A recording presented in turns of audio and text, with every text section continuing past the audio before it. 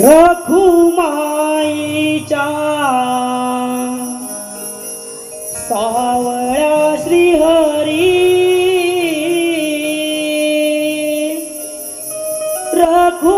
रखुमाईच्या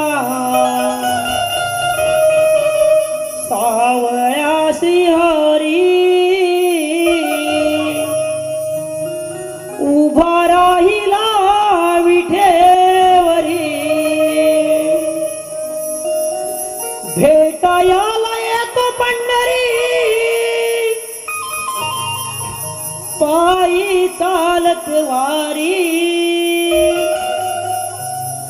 भक्तीची ओढ जीवाला वारकऱ्यांचा ओरी रखुमाईच्या सावळ्या श्रीहरी रखुमाईच्या सावळ्या श्रीहरी उभा राहिला विठेवरी ओ रखुमाईच्या सावळ्या श्रीहरी रखुमाईच्या सावळ्या श्रीहरी कोकिळच्या स्वर लहरीने गातो विठ्ठला गाणी चंद्रभागेचा निर्मळ वाहे वाहे झुळझुळ पाणी वाहे झुळझुळ पाणी वाहे झुळझुळ पाणी कोकिळच्या स्वर लहरीने गातो विठ्ठला गाणी चंद्रभागेचा निर्मळ वाहे वाहे झुळझुळ पाणी वाहे झुळझुळ पाणी वाहे झुळझुळ पाणी माझा सावळा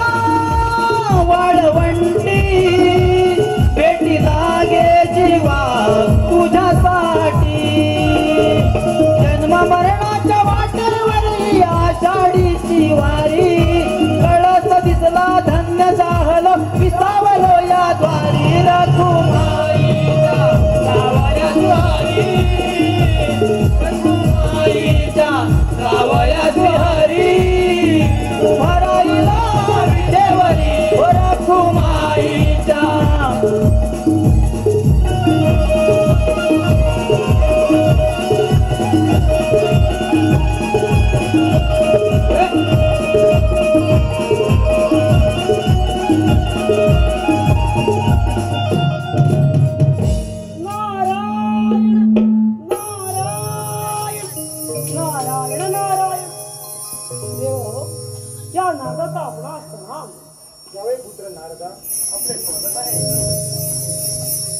पिताश्री तुमच्या वडिलांनी उन्मत्त झालेला प्रसंग दूर आता कैलासात हरी करून जात आहे बुद्धी भ्रष्ट झाली आहे त्या शंकरसेनाची त्याने शिवाला पिताची चेतावणी देऊन मूर्खपणाची सीमा ओलांडली आहे देवगणू कैलासावर पोहोचण्याआधी रोखावे लागेल तर शंकर चुडाला नारायण नारायण भयंकर परिस्थिती निर्माण होईल नारायण कसे कसे रोखणार आहात आपण त्याला तो शंकर सर्वायुच्या वेगाने या लोकातून एका लोकात विस्तार करत जात आहे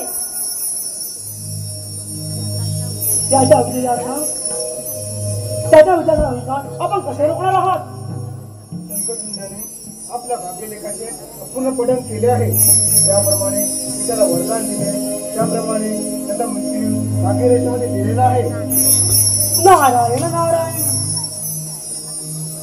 ब्रह्मदेव तुम्ही तर शंकरचूडाचा मृत्यू लिहिला आहे तर मग व्यर्थता करत आहात शुभ कार्याला वेळ कशाला इंद्रदेव कोणतेही शुभ कार्य करण्याआधी आपण प्रथम पूजा गणेशाची आराधना करूया महागणपतीच्या आशीर्वादाने व त्यांच्या मार्गदर्शनाने त्या असुराचा अंत करूया ठीक आहे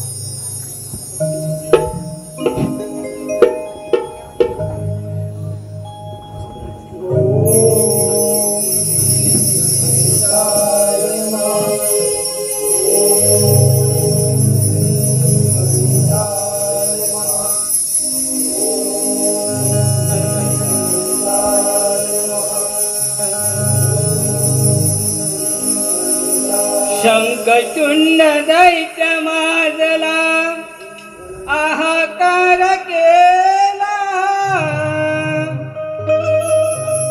शंखचूड दैत्य माजला आहाकार केला गर्व मनी झाला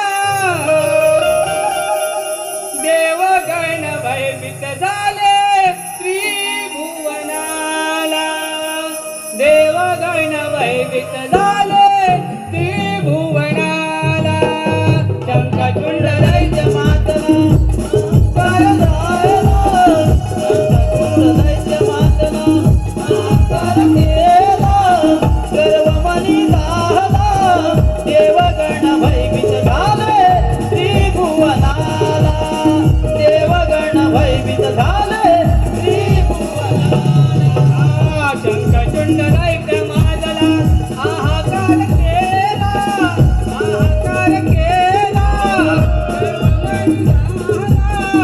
देवगण भयभीत झाले त्रिभुवनाला देवगण भयभीत झाले त्रिभुवनाला शंखचूड दैत्य मातला हाहाकार केला गर्व मनी झाला देवगण भयभीत झाले त्रिभुवनाला देवगण भयभीत झाले त्रिभुवनाला देवगण काद झाली देवा गणेशा धाव घेतवरी मुक्त्यावी मागणा धावून यावे सत्वरी मुक्त्यावी मागणा धावून यावे सत्वरी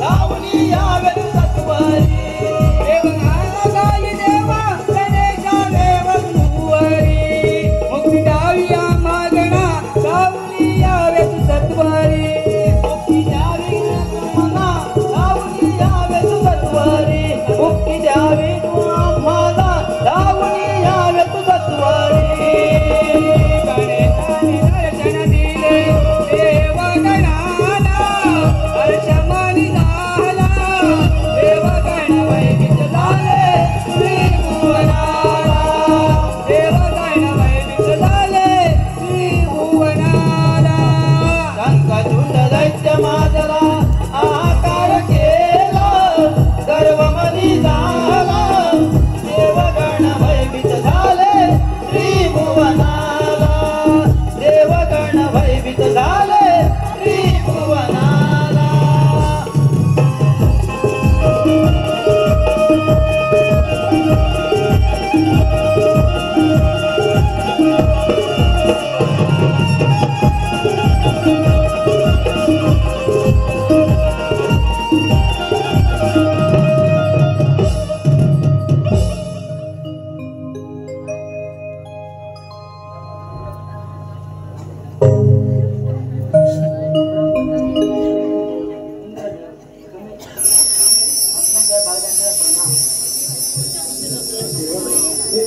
हे पुत्र गणेशा आम्ही तुझी आराधना करण्यामागचा हेतू आहे की शंखचूड नावाचा असून या त्रैलोक्यावर आपली सत्ता स्थापन करून पाहत आहे 40 वेळात तुला कैलासावर स्वारी करणार आहे त्याचा मार्ग होण्यासाठी आणि त्याचा अंतर्गत होण्यासाठी मार्गदर्शन करावे गणेशा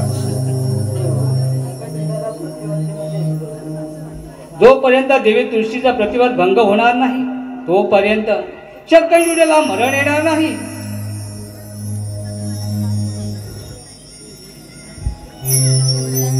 त्या अभिमानी शंखचूडाला अजूनही कळत नाही तो आणि त्याला प्राप्त झालेल्या वारसत्या एका शापाचा परिणाम आहे. शंखचूड आणि देवी तुळशीच्या विवाहामध्ये त्याच्या नाचाचा प्रारंभ होता. ज्या अग्नीला साक्ष मानून ते त्याने 7 फेरे घेतले. ती अग्नी म्हणजे त्याची आग आणि या युद्धामध्ये त्याचा अंत. नारायण नारायण देव हो देव हो महाकाल शंखचूड यांच्यामध्ये होणारा महायुद्धाचा परिणामी खूप महाभयंकर असेल. हे विघ्नाचा गणेशा तुमच्या पदस्पर्शाने अटल विघ्नही दूर होतात. हे प्रभू यातून काहीतरी मार्ग सुचवा. प्रभू मार्ग सुचवा. हे विष्णुदेवा सर्व सृष्टीच्या कल्याणासाठी तुम्हाला हेच कार्य आता करावे लागेल. देवी तुळशीचा प्रतिवाद भंग करून त्या असुराला शक्तिहीन करावं लागेल. आणि तसेही देवी तुळशी ही साक्षात लक्ष्मीचं रूप आहे. पुत्र गणेशा पतिव्रतेच्या वर्धनावर सर्व मानवातील स्त्रियांचा विश्वास आहे. तुळशी शापामुळे मानवरूपात जन्म ती माझी पत्नी आहे. तिला या तुमची सर्व संसारातील स्त्री धर्मरक्षणाचा भार आहे. तिचा संकटसोबत विवाह करण्याचा आदेश ब्रह्मदेवाने दिला होता, कारण त्या व्यतिरिक्त माता लक्ष्मीला शाप मुक्त करण्याचा मार्ग नव्हता.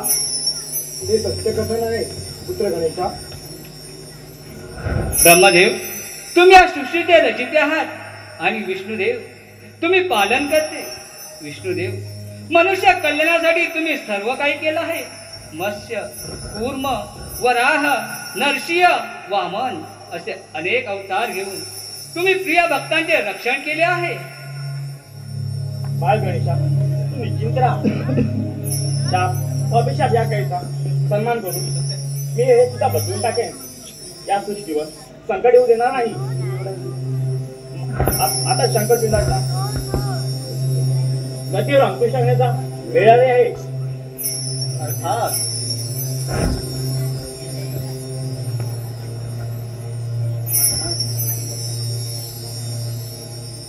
अर्थात शंखचूडाचा शिवशंकराच्या हातूनच मृत्यू होईल आणि हे भाग्यलिखित आहे. देव हो, पिताशी प्रतिवर निष्ठ असल्यामुळे ते हे अक्षम्य कोणालाही अस्त्राचा वापर शंखचूडावर करणार नाही, जेणेकरून प्रतिवर्तीच्या पावित्र्याला झळ पोचेल व त्यामुळे ना कोणाचा विजय ना कोणाचा पराजय. म्हणजे हे युद्ध अनिश्चित काळापर्यंत चालू राहणार आहे, याची मला चिंता वाटत आहे. बाळ गणेशा, तुला वाटत असलेली चिंता अगदी योग्य आहे आणि म्हणूनच आपण आखलेली योजनेची अंमलबजावणी करूया. चला तर.